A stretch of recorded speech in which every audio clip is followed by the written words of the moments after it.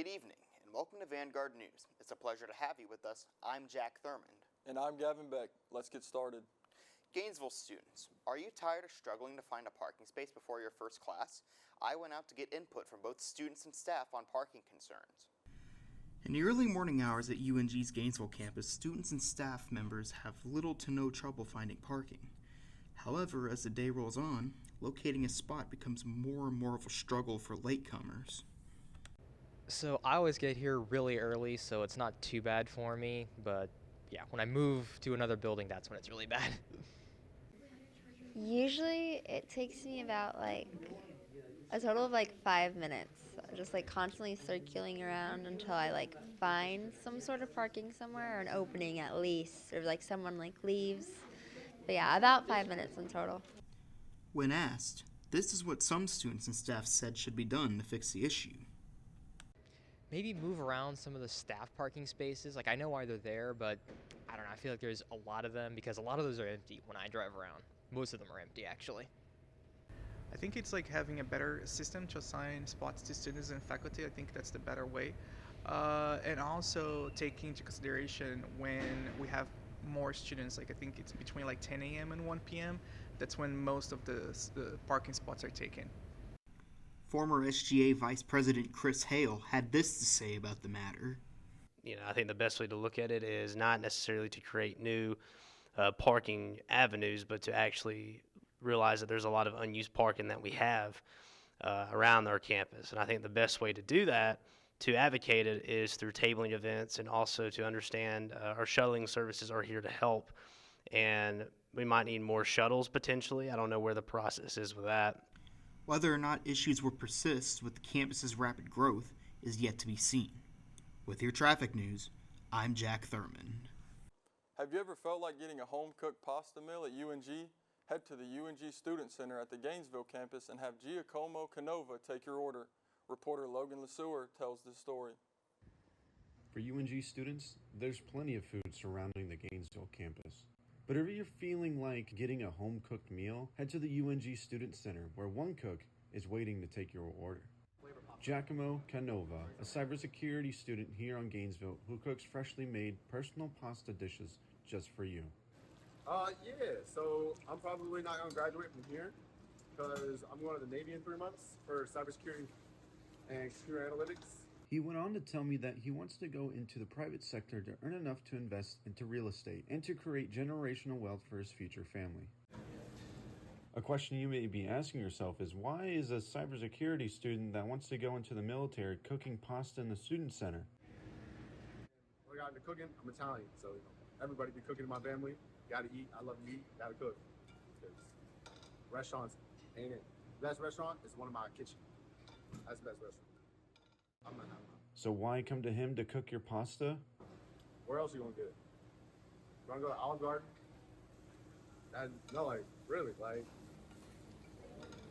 there ain't, especially in Oakwood, Gainesville, Flowery Branch, there ain't much Italian restaurants. I don't go anywhere for Italian. You just make it. The pasta station offers students and staff members with a variety of food, spices, and sauces that you can choose from. Students are happy with this food and will continue to come back for more. He was basically asking us a lot about what was our taste and stuff, which I really liked. It was very catered to your own taste. Yeah, so I enjoy coming to eat whenever he cooks, and I'll come again. It was good. He was very knowledgeable on what he recommended, so I'm excited to try. It's better than eating ramen, so I'm kind of excited the cafeteria was still open. So students, head on down to the Gainesville Student Center to get your freshly made bowl of pasta before Giacomo ships off to the Navy at the end of the semester. From the UNG Student Center, I'm Logan LeSueur. With spring around the corner, the Quinlan Visual Arts Center said goodbye to its 2024 winter exhibition. Our reporter Adriana Hernandez was there to take a look at the art before it left. As the Quinlan Visual Arts Center 2024 winter exhibition ended, an artist talk took place on the last day to get to know the faces behind the art.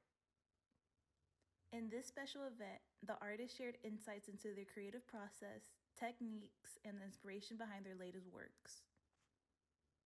There were 3 solo shows by artists Tom Francis, Tiago Margro, and CU West, and a group show with roommates Ada Alacon, Julia Everglade, and Isabella Martino. The first artist to speak was CU West, a New York-raised singer-songwriter and abstract artist showcasing his show, I Call It, Heart Marks.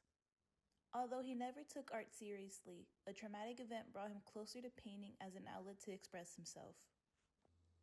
In 2022, CU West and his family became very sick due to exposure to black mold. During this time, CU West found it very challenging to function due to severe eczema covering his entire body. He struggled to get out of bed, clothe himself, walk around, play with his children, and spend time with his wife due to the pain he was in. CU West found healing through painting, and now he wants nothing more than for his art to heal the world. Next was Florida-born mixed media artist Tiago Margro. His show, Life is Nothing But a Souvenir, reflects the different path he wants to take with his art journey. He doesn't want to be the artist, but the brush making the art. Art is his purpose, and he believes he was sent here to create art for his creator through his work. Wisconsin-born artist Tom Francis is a professor of painting at SCAD Atlanta, showing his work, Celebration, Color as Light, Paint as Language.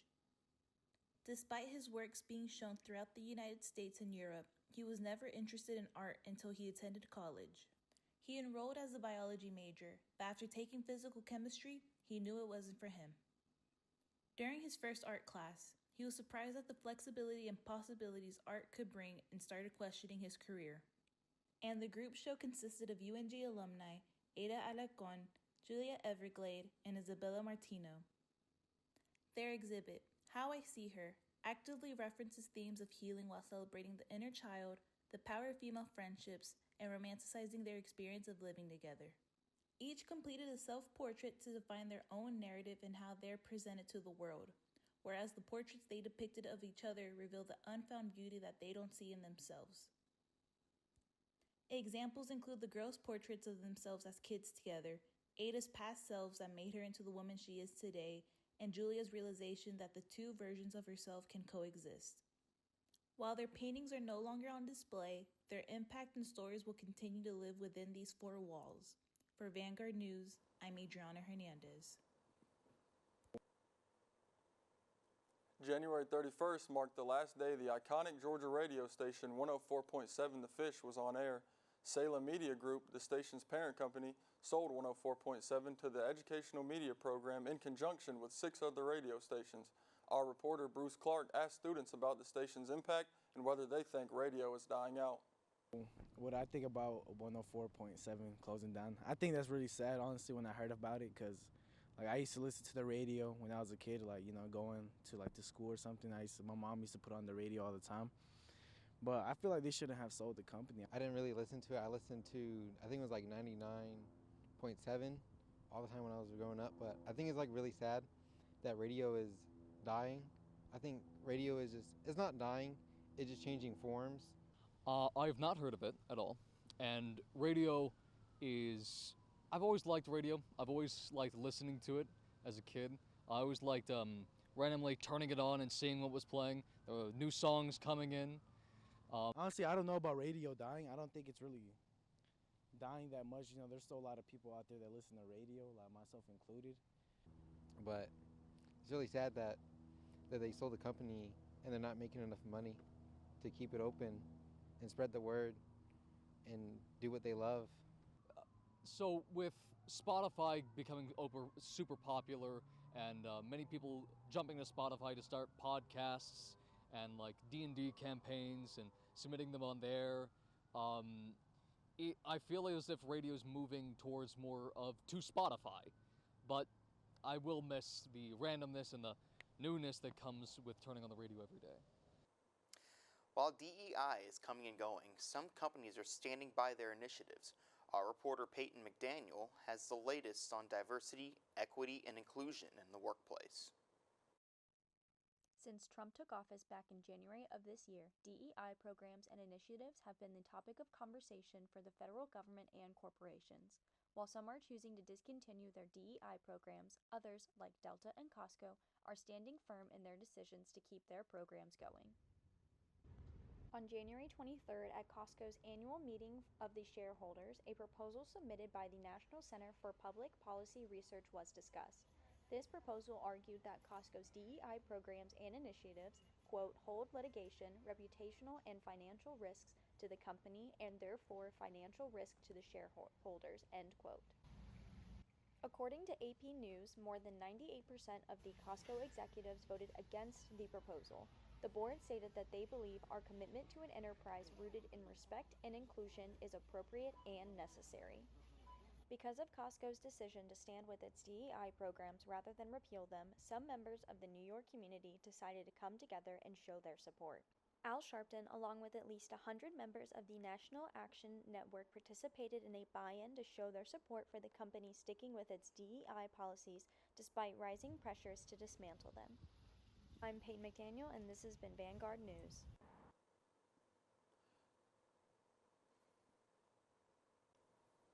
The Gainesville Shopping Center Lakeshore Mall is set to receive a big redevelopment in 2027. Our reporter, Chaz Mullis, is at the mall. Chaz, tell us what's going on over there. Yeah, Gavin, I'm out here at Lakeshore Mall in the parking lot. A lot of big things are going to be happening in this area. Branch Properties LLC has agreed to buy out this entire property and make it into a more walkable community. It's said to have around 652 multi-family apartments here, along with other great amenities. As you can see behind me, we've got Dick's, and over here at Belk, these two stores are going to be staying within the property, but Dick's in particular will probably be moving within the property. Not too sure where that will be yet, but we're looking for a lot of big changes happening in this project dubbed Lakeshore. Back to you. Thanks, Chaz. We have big sports news tonight. A blockbuster trade between the Los Angeles Lakers and the Dallas Mavericks has shaken up the landscape of the NBA. Our reporter, Robert DeClemente, has more on the story. Maybe the most stunning trade, definitely that I've been a part of in recent NBA history. The sports world has been turned upside down after ESPN's senior insider Shams Charania delivered the breaking news that the Mavericks traded their all-star Luka Doncic and a few other players to the Lakers for Anthony Davis, Max Christie, and a first-round pick. The trade was a stunner, or as some would say, shocking. They just witnessed the most shocking trade in NBA history. It's the biggest shock that I've ever seen covering the NBA all of these years. This is the most shocking trade in NBA history. This is the most shocking transaction. It is the most shocking transaction of my life. This trade was a shocker for a couple reasons. I don't know that I've ever in my NBA life can recall a trade this shocking. The trade was so shocking, it left some people in disbelief. We're like, wait, what? What? That's not a real thing. There's no way this is real. He's got to be hacked, right? This is not real. There's no possible way that the Dallas Mavericks are trading a 25-year-old. Davis, a 9-time All-Star and 2020 champion with the Lakers, heads to Dallas, and Los Angeles lands a 5-time All-Star and one of the best young players in the NBA in Doncic. Mavericks GM Nico Harrison had this to say after the trade. To win not only now, but also in the future. And when we win, I believe the frustration will go away. Some people were left confused by this comment when Doncic is just 25 years old and led the Mavericks to the NBA Finals last year. Maneuvers for the lead. Got it! Got it! What a shot! While it was almost universally agreed upon that the trade was shocking, the fans and the media have been divided on who actually won the trade. Luka's not in shape.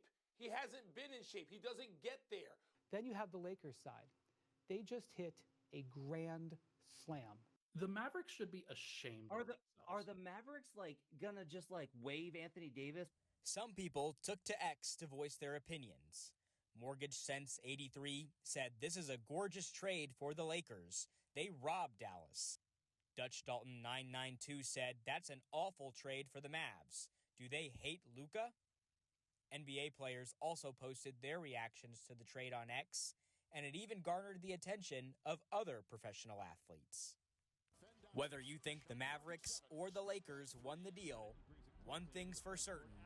This trade definitely was the biggest shock. Shocking. Shocking. Shocker. Shocking.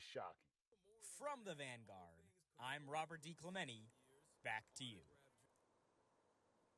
NASCAR completed its second race of the year at Atlanta Motor Speedway this past weekend. Our Devin Kupka has more on what's happened in Sunday's Ambetter Health 400.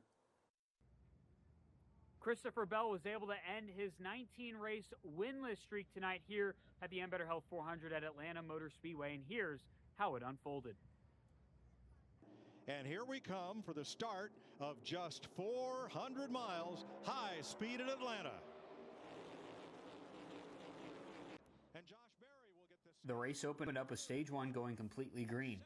Josh Berry would pick up his first ever NASCAR Cup Series stage win, winning stage one. Eventual race winner Christopher Bell almost had a near incident with teammate Ty Gibbs in the middle of stage two. The first major caution of the race would come out at lap 103, caused by Eric Jones, who would collect Chris Buescher and start a chain reaction for the rest of the race when it came to cautions. 7 more cautions were thrown after the first one for cause, and in correlation would help eventual race winner Christopher Bell move his way up through the field from starting towards the back of the pack earlier in the race. With 8 laps to go, 2 drivers in contention for the win, William Byron and Austin Cindric wrecked, putting Bell in prime position to win the race. This was Christopher Bell's first Cup win since New Hampshire of last year. See a Toyota at all day long. You know, we set out on winning more races. We know that we need to win more races, and frankly, Atlanta Motor Speedway was not one that we had circled. So I'm glad that we were able to get one here. But if we don't win another race before the playoffs start or the end of the year, then it's not going to be a good season for us. So we're here to stay, and we need to prove that. We need to walk the walk and quit talking the talk. But and there you go. It's going to be whoever gets. The end of the race wouldn't come without controversy.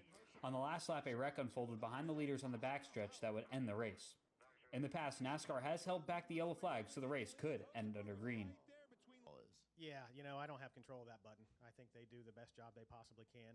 It's not easy, and they're trying to give the fans a checkered flag finish, but they don't want to put anybody in danger either. So they're trying to assess if the field's going to come back around. They're trying to assess how hard the person may have hit. It's a lot of decision-making to make in a split second. So they do the best they can. The conversation will continue throughout the week on whether or not NASCAR should have thrown the caution on the last lap of tonight's race. Reporting for UNG Vanguard News from Atlanta Motor Speedway, I'm Devin Kupka.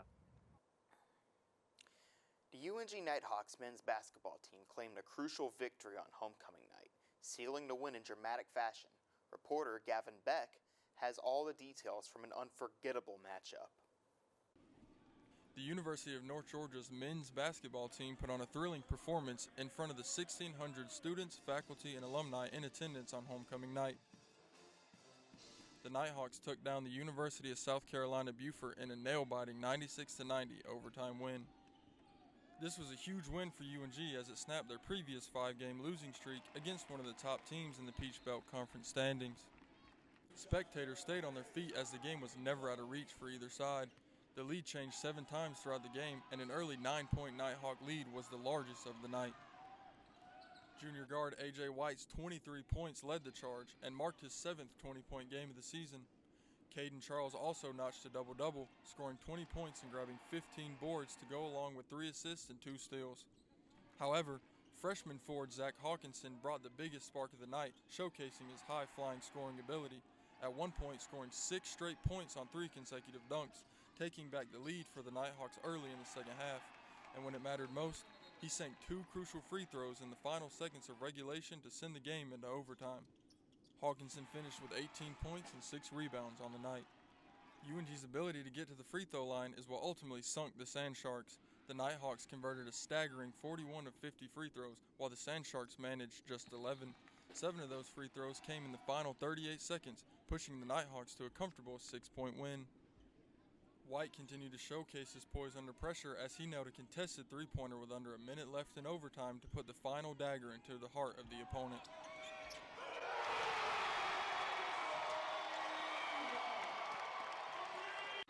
Saturday night's win gives the Nighthawks a massive confidence boost as they look to carry this momentum into the final 5 games of the regular season. I'm Gavin Beck, Vanguard News. The Rookie is a TV show on ABC that has gained a large following since it began airing in 2018. Our reporter Alex Adams has more. That's right. We're here talking to UNG students about their experiences watching The Rookie and what they think about the hit TV show. Let's see what they have to say. Probably the first season is my favorite. Okay, we got some new blood this morning. And some pushing the expiration date. Get up.